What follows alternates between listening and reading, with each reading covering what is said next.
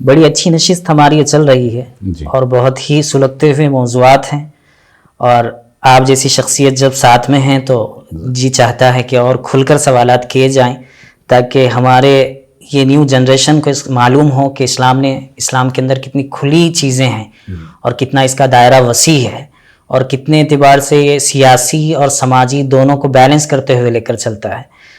ہمارا اگلا سوال آپ سے یہ ہے کہ عقیدے و مذہب کی آزادی میں جو ہے کے سلسلے میں اسلام کا کیا تصور رہا ہے؟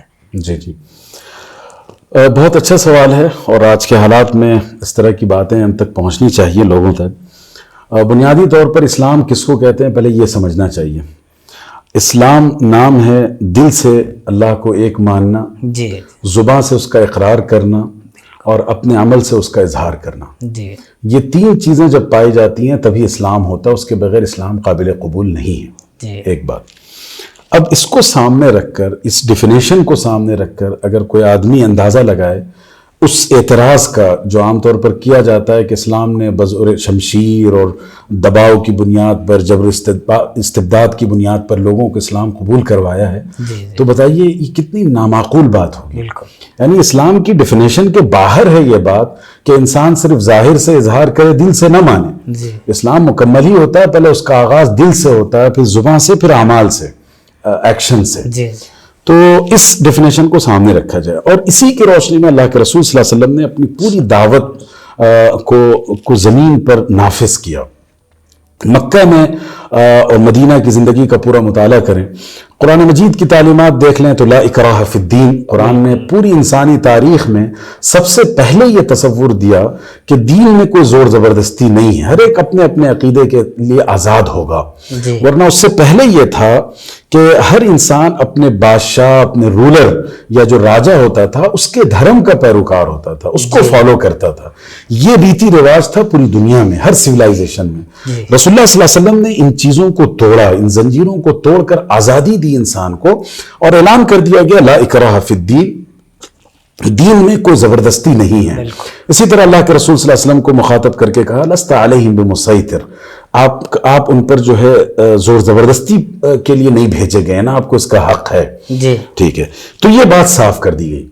یہی وجہ ہے کہ اللہ، مثال کے طور پر آپ صلی اللہ علیہ وسلم کے غلام تھے، یہودی تھے، آپ کی خدمت کیا کرتے تھے، جی جی ایک بچہ تھا معصوم سا، رسول اللہ صلی اللہ علیہ وسلم کی آرزو تھی، یہ خواہش تھی کہ وہ اسلام قبول کر لے، آپ کے مشن کا حصہ بن جائے۔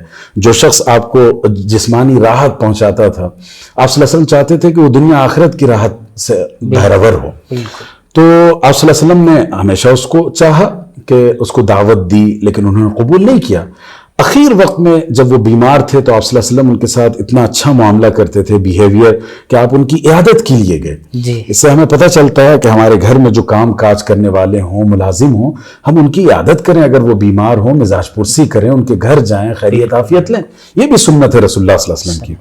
بہرحال آپ صلی اللہ علیہ وسلم گئے اور مزاج پرسی کی، اور لگا کہ یہ آخری عالم میں ہیں، تو آپ صلی اللہ علیہ وسلم نے ان کو کوشش کیا کلمہ پڑھانے کی، لیکن وہ راضی نہ ہوئے۔ آپ صلی اللہ علیہ وسلم نے چھوڑ دیا، ان پر اصرار نہیں کیا۔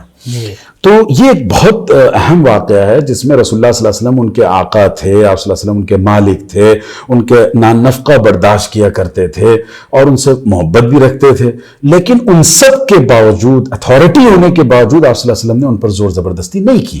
بالکل اسی طرح دیکھیے، جب مدینہ تشریف لے گئے اور اس کے بعد جنگیں ہوئیں اور جنگوں میں قیدی آئے، جیسے قریش ہی کے قیدی جب غزوہ بدر کے موقع پر آئے، تو آپ صلی اللہ علیہ وسلم چاہتے تو ان سب کو ان کے ظلم اور ان کی زیادتی کے بدلے میں یا تو قتل کر دیتے، یا پھر آپ صلی اللہ علیہ وسلم کہتے کہ اب ہماری طاقت و قوت ہے، شوکت ہے، اب تمہیں اسلام قبول کرنا پڑے گا۔ جی اور یہ تو بدلہ لینے کا سب سے اچھا طریقہ ہوتا، لیکن آپ صلی اللہ علیہ وسلم نے ان میں سے کسی کو نہ قتل کیا، نہ آپ صلی اللہ علیہ وسلم نے ان کو مجبور کیا اسلام قبول کرنے پر، بلکہ ان کی ڈگنیٹی کے ساتھ، ان کی آزادی کے ساتھ انہیں واپس کر دیا گیا، جو تاوان دینا تھا، لینا تھا، لے لیا گیا، اور اس کو انہیں واپس کر دیا گیا۔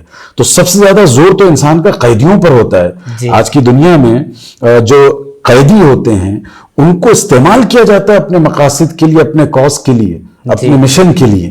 تو آپ صلی اللہ علیہ وسلم چاہتے تو انہیں استعمال کرتے، لیکن آپ صلی اللہ علیہ وسلم نے نہیں کیا۔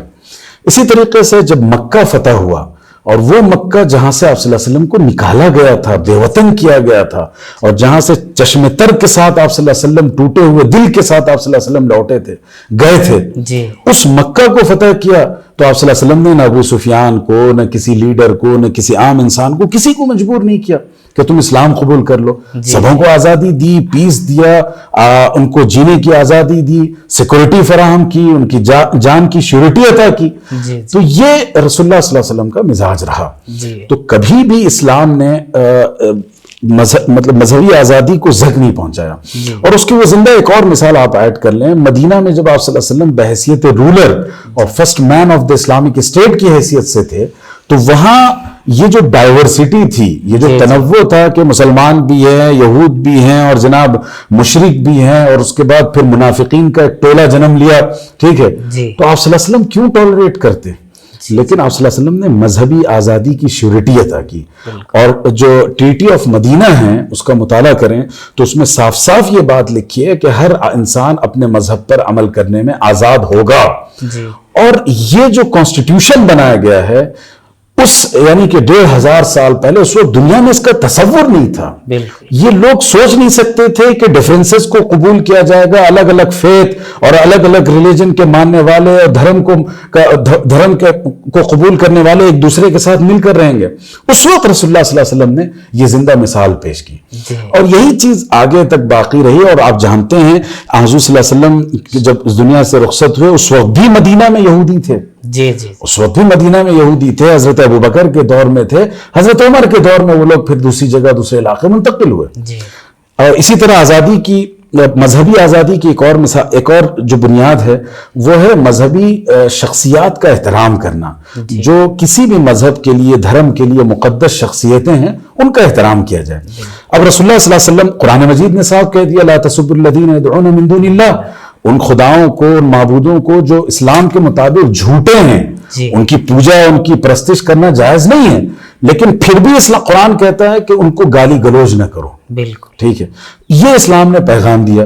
اللہ کے رسول صلی اللہ علیہ وسلم جب آپ نے ایک بار روم کے بادشاہ کو جب خط لکھا تو آپ صلی اللہ علیہ وسلم نے اس وقت جو الفاظ لکھے کہ من محمد رسول اللہ صلی اللہ علیہ وسلم الى عظیم الروم، from the Prophet Muhammad sallallahu alaihi wasallam to the greater empire of the Rome.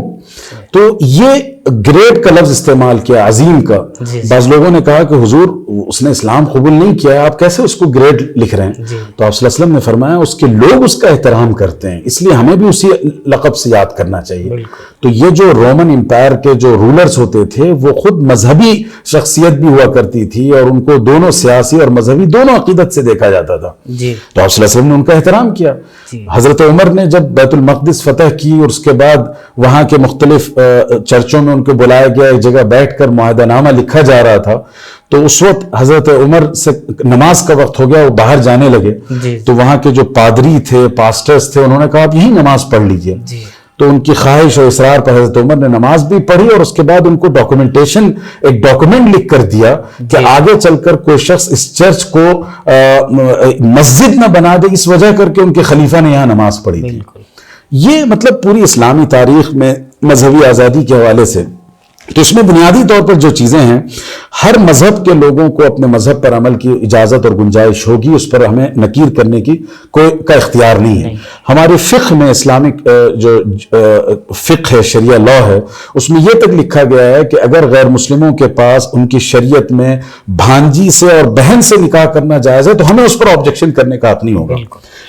ہمارے یہاں یہ ہے کہ اگر وہ بہت سی حرام چیزیں جیسے پورک مسلمانوں کے لیے حرام ہے کھانا، اگر وہ کھاتے ہیں تو ہمیں اس پر آبجیکشن کا حق نہیں ہے. وہ اپنے چرچ بنا سکتے ہیں، اپنی عبادت گاہیں بنا سکتے ہیں، ان کے مذہب پر عمل کرنے کی اجازت ہوگی. تو کہیں بھی اسلام نے ڈسکریمنیشن کا معاملہ نہیں کیا، اور ہر ایک کو اپنے مذہب پر عمل کی آزادی دی. یہ چیز قرآن مجید کا حصہ ہے. حضور صلی اللہ علیہ وسلم نے اسے پریکٹس کر کے دکھایا، اور پھر فقہا نے، جو اسلامک جورسٹ تھے، انہوں نے جب شریعہ لا میکنگ کا کام کیا، قانون سازی کا کام کیا قرآن حدیث کی روشنی میں، تو انہوں نے ان تمام چیزوں کی رعایت کی. تو اس لیے اسلام نے پوری آزادی دی ہے، چاہے وہ اختلاف رائے ڈفرینسز آف اوپینین کا مسئلہ ہو، اظہار رائے کا مسئلہ ہو، freedom of speech and expression کا مسئلہ ہو، اسی کے ساتھ ساتھ دھرم کے اختلاف کا مسئلہ ہو، ان تمام میں اسلام نے اجازت دی ہے اور اس کا پورا ریسپیکٹ کیا ہے۔ اور میں پورے یقین کے ساتھ یہ بات کہہ سکتا ہوں ایک شریعہ اسکالر کی حیثیت سے کہ جتنی آزادی اسلام نے بحیثیت دھرم اور قانون شریعت کے دی ہے، دنیا کا کوئی قانون نہیں دے سکتا، دنیا کا کوئی قانون نہیں دے سکتا اور کوئی مذہب نہیں دے سکتا۔ اور جو لوگ دھوکہ دیتے ہیں قانون سازی کے نام پر، آج اس ملک میں دیکھیے مذہبی آزادی کی بات کی جاتی ہے، پریمبل آف انڈین کانسٹیٹیوشن دیکھیں، وہ جو ہے آزادی اور لبرٹی کی بات کرتا ہے۔ کتنی عجیب بات ہے کہ ایک مسلمان گورنمنٹ کا ملازم اگر داڑھی رکھے تو آپ اس کی داڑھی مڈوا دیتے ہیں، عدالت سے لے کر حکومت کا عملہ اس کے خلاف کھڑا ہو جاتا ہے۔ اور جناب سکھوں کو اجازت ہے، آپ کے پنڈتوں کو اجازت ہے، آپ کے پرائم منسٹر کو اجازت ہے کہ وہ بڑی داڑھی رکھے، اور ایک عام مسلمان ملازم کو اجازت نہیں ہے۔ یہ دھوکہ ہے، یہ جمہوریت اور سیکولرزم اور ایکوالٹی اور جسٹس اور ڈیموکریسی کے نام پر یہ صرف اپنے حقوق منوانے اور دوسروں کے حقوق پر ڈاکہ ڈالنے کا کام ہے۔ اسلام نے ان حقوق کو نہ صرف دیا بلکہ پریکٹس کر کے دکھایا۔ جی ہمارے جو آپ سے سوالات تھے بڑے ہی سلگتے موضوعات پر تھے، اور آپ نے بہت اچھے انداز میں اس کی وضاحت کی، ہم اس پر آپ کا شکریہ ادا کرتے ہیں۔